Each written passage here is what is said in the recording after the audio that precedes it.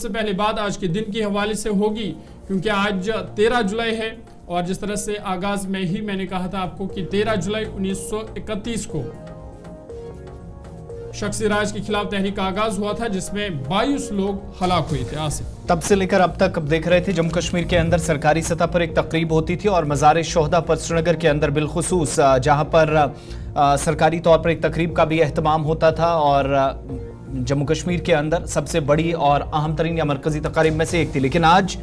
گزشتہ 4-5 برسوں سے اس تقریب کی اجازت نہیں دی جاتی اور اب سے کچھ دیر پہلے جہاں تیاریاں تھیں مگر مزار شہداء پر کسی تقریب کی اجازت نہیں دی گئی۔ کئی سیاسی لیڈران جن نے پلان بنایا تھا کہ وہ فاتح خوانی کے لیے مزار شہداء پر جائیں گے، نقشبند صاحب کا وہ رخ کریں گے، مگر صبح جو اطلاعات موصول ہوئیں اور جو تصویریں ہم تک پہنچی، متعدد سیاسی قائدین کو خانہ نظر بند رکھا گیا۔ سید محمد الطاف بخاری جموں کشمیر اپنی پارٹی کے سربراہ اور سابق ریاستی وزیر جو باہر نکلنا چاہ رہے تھے، پہلے سے پلان تھا کہ وہ مزار پر جائیں گے، مگر جب ان کو پولیس حکام کی جانب سے روکا گیا تو انہوں نے سڑک پر ہی یہ بہتر سمجھا کہ خانیار میں مزار شہداء سے چند کلومیٹر کی دوری پر ہی انہوں نے باہر نکل کر پارٹی کے دیگر لیڈران کے ساتھ فاتح خوانی میں شرکت کی۔ خانیار میں سیکیورٹی کے غیر معمولی انتظامات، پہلی تصویر دوبارہ سے دکھائیے گا، خانیار کی پہلی تصویر جہاں سرینگر کے اندر ماضی میں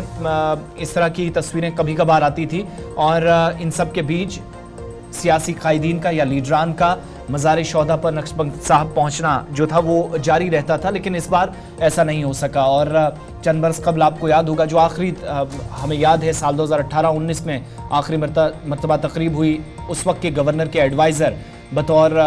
یہاں پر سرکار کی طرف سے جو نمائندے ہیں وہ آخری تقریب کا حصہ بنے تھے۔ اس کے بعد سرکاری سطح پر کوئی بڑی تقریب نہیں ہوئی اور چھٹی کا بھی اعلان ہوتا تھا، وہ چھٹی بعد میں 13 جولائی کی منسوخ کر دی گئی اور اتنا ہی نہیں ورکنگ ڈیز میں اس دن کو بھی شامل کیا گیا اور دیگر حصوں کی طرح سرینگر کے اندر یا جموں کشمیر کے تمام اضلاع میں معمول کے مطابق سرگرمیاں ہوں گی، اس بات کا اعلان کیا گیا۔ یہ تصویر خانیار کی جہاں صبح سیکیورٹی کے انتظامات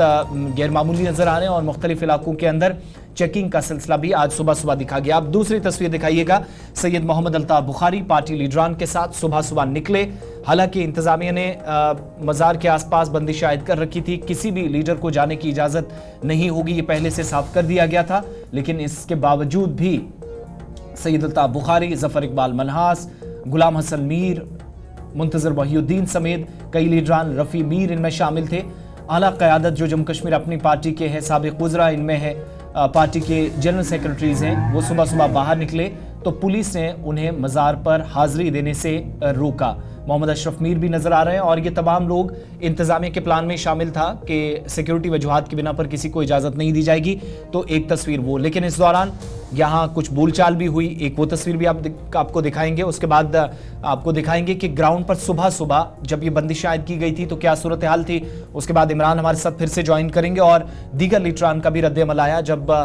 گھروں کے اندر متعدد سیاسی لیڈران کو خانہ نظر بند رکھا گیا ہے، جنہوں نے یعنی 7 سے 10 اور 10:30 کے بیچ میں ہی پلان بنایا تھا کہ وہ مزار شہداء پر جائیں گے، نقشبند صاحب میں حاضری کو یقینی بنائیں گے۔ اس سے پہلی تصویر جموں کشمیر اپنی پارٹی کی، جو سب سے پہلی پارٹی آج صبح بنی تھی، مزار کی طرف پیش قدمی لوگوں کی جانب سے کی گئی مگر انتظامیہ نے انہیں روک دیا۔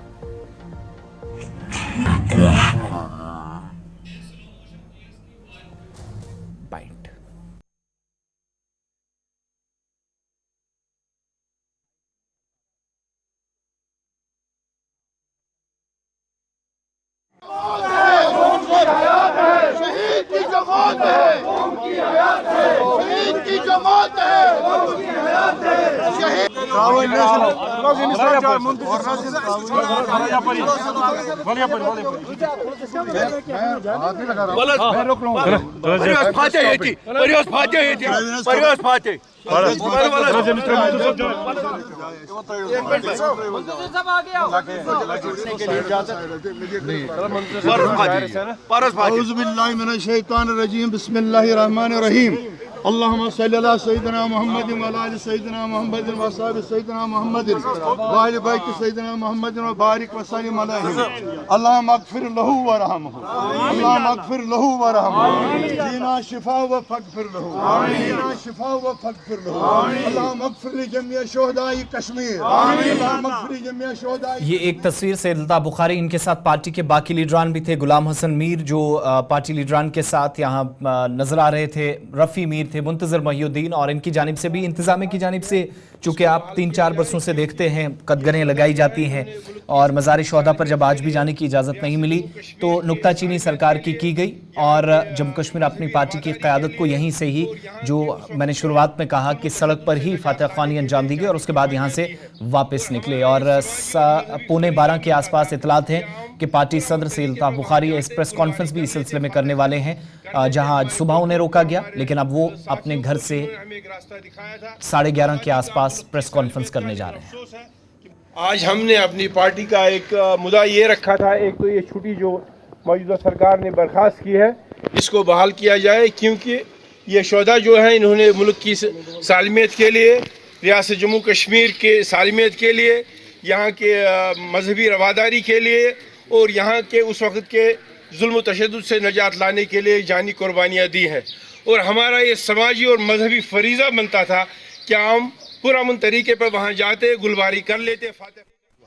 हम कहीं भी खुले तौर जा सकते हैं, आप, हम, आवाम, कोई भी, और मकबरे पे फातह पढ़ने, दुआ मांगनी है अल्लाह से उनकी मगफरत के लिए, उनकी बुलंद दर्जादी के लिए। इसमें हुकूमत से इजाज़त क्यों ले? क्योंकि हुकूमत ने ये छुट्टी भी कैंसिल कर दी, उन्होंने कहा कि ये कोई इवेंट है ही नहीं। छुट्टी का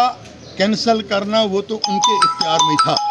इवेंट ये इतना मोअज़्ज़ज़ मुक़द्दस इवेंट है, क्योंकि अगर आज वो इवेंट न बताने वाले जमहूरियत को एंजॉय कर रहे हैं तो इन्हीं लोगों की कुर्बानियों की वजह से कर रहे हैं, जिन्होंने अपनी जानें निछावर कर दी। उनको क्या पता है इवेंट क्या है? कौन लोग कहते हैं इवेंट नहीं है? बाहर के आए हुए लोग, यहाँ कौन सा लोकल लोग है, कौन सी लोकल गवर्नमेंट है जिसने छुट्टी कैंसिल कर दी है?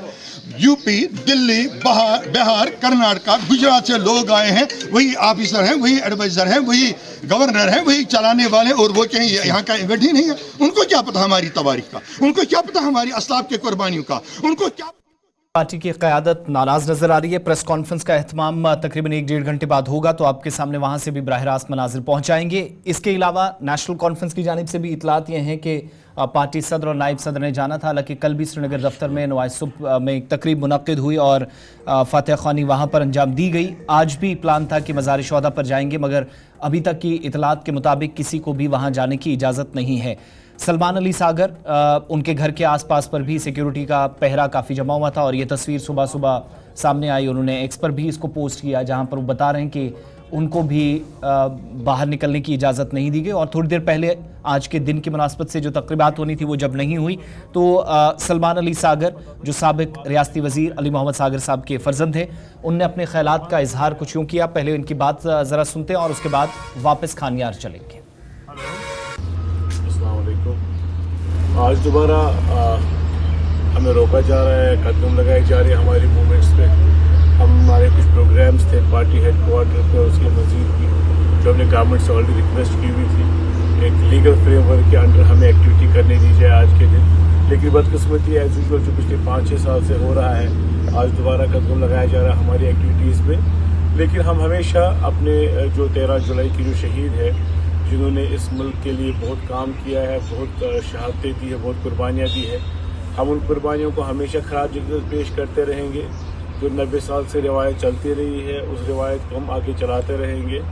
और वो कानून के अंदर वो एक स्टेट फंक्शन हुआ करता था, जिसके जितने भी स्टेट हेड्स आज तक रहे हैं उन्होंने उसको फॉलो किया था। एक प्रोटोकॉल बना था एक स्टेट में, बट अनफॉर्चुनेटली 5 अगस्त के बाद जितनी भी जो एक डेवलपमेंट्स होगी उसमें ये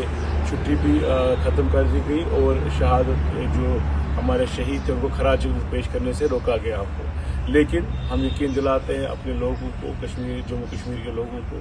कि इंशाअल्लाह मुस्तक़िल हम वैसे ही हमारे दिलों से हमारे जो हमारा जो बिलीफ है, हमारा जो मानना है, हम अपने शहीदों को हमेशा खराज अक़ीदत उसी शान तरीके से देते रहेंगे।